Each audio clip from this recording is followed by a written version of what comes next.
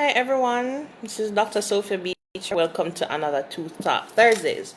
So we are continuing our back to school series with our talk about dental trauma.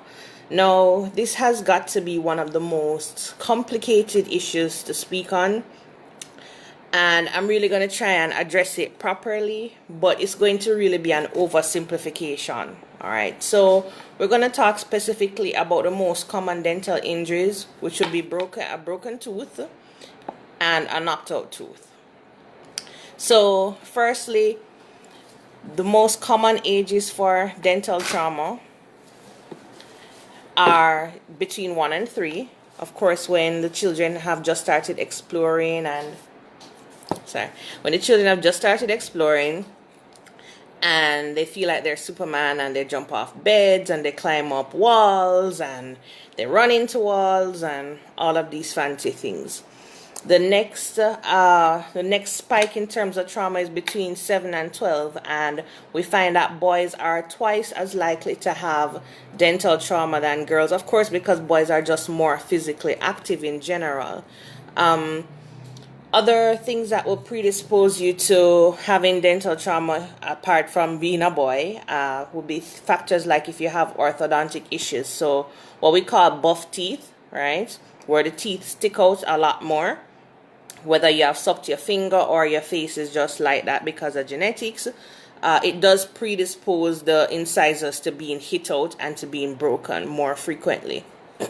Also, if your lips can't cover your teeth properly. And also a special group of kids, those kids who are epileptic and they may drop and hit, while they're having a seizure. All right, in terms of what to do.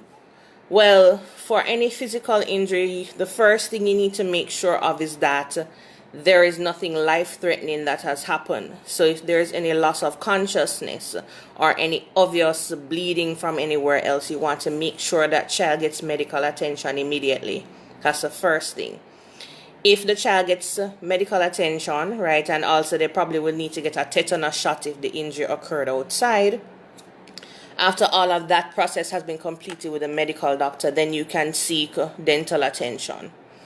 So what we do will depend on the extent of the injury. All right, so the regular questions: where did it happen?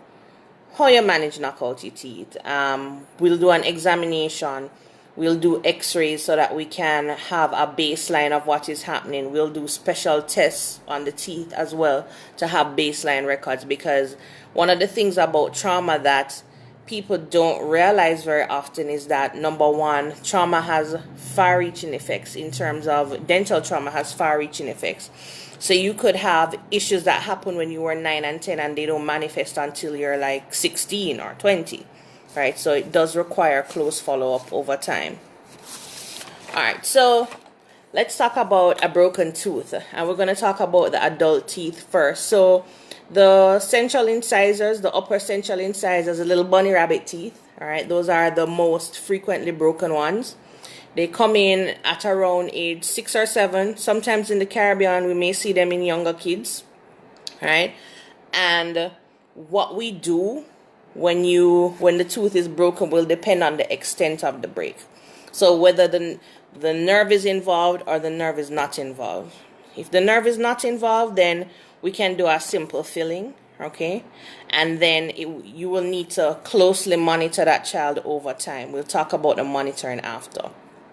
If the tooth is broken and the nerve is involved, then you're going to be looking at maybe a root canal, maybe some other measures based on if the root of the tooth has finished forming.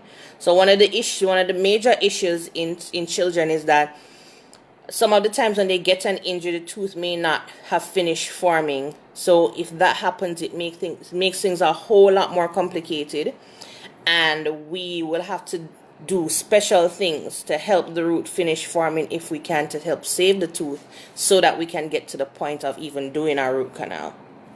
All right, so injury to the nerve. Let's say the tooth is fully formed. More than likely, you're going to need a root canal because you're going to be in a lot of pain. All right. If the tooth is not fully formed, as I said, we try to preserve the nerve as much as possible to allow the tooth to complete forming. If it's a baby tooth, right, and the tooth is broken, what we do is going to depend on several things: the age of the child, of course, the extent of the break, whether they can cooperate or not for us to do anything at all.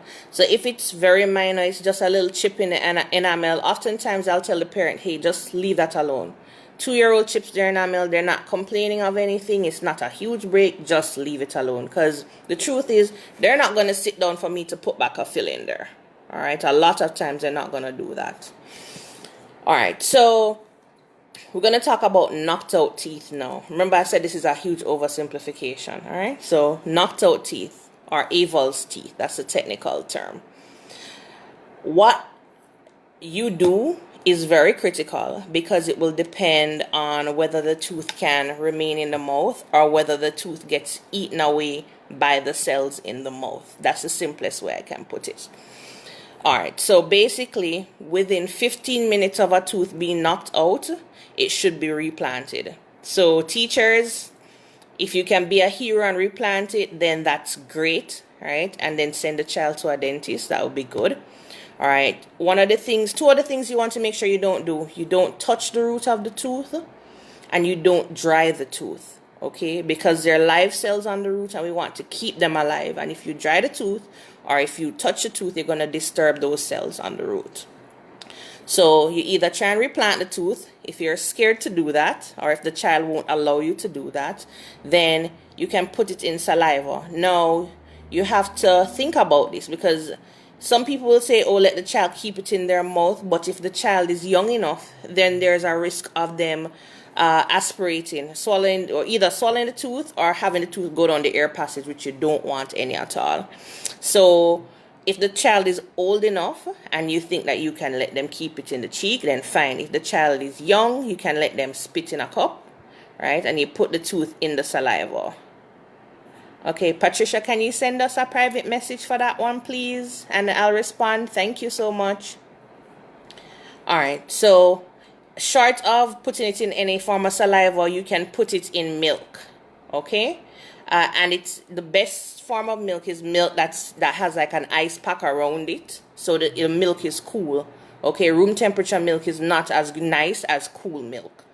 So as I said, within 15 minutes, if you get that tooth back in the mouth, then great. There's a chance of survival. If it's outside of that 15-minute mark, right, then it becomes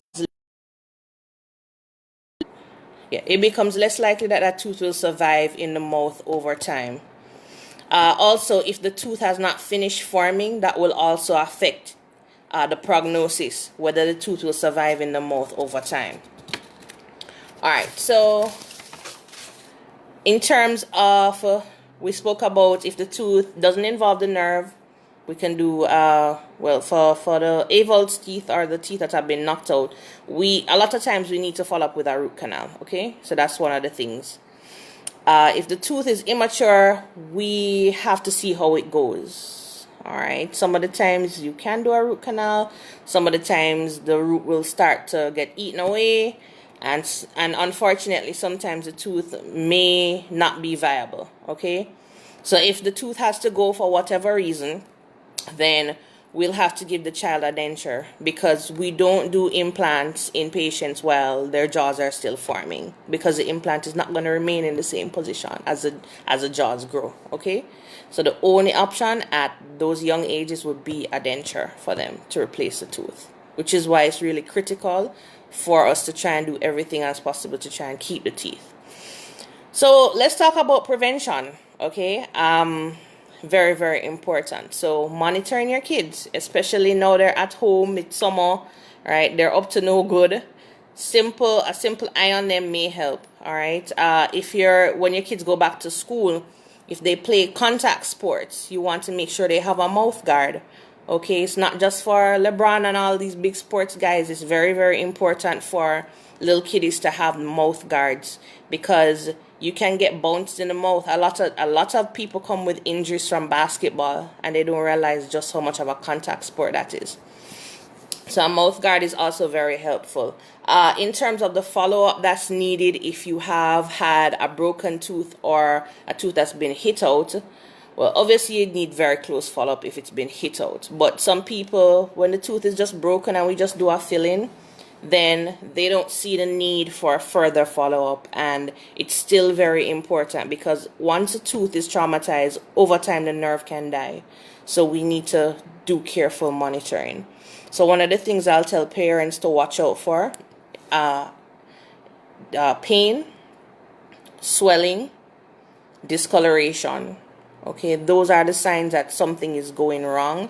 You need to bring the child back in for us to do further tests, further x-rays, and possibly root canal treatment. Alright, so I think this is as simple as I could have made it. I hope it was informative today. And if your child has had any traumatic injury, no matter how long it has been, please take them in to a dentist, hopefully us, for us to give them a proper assessment so we can help save their tooth. Alright, have a good day.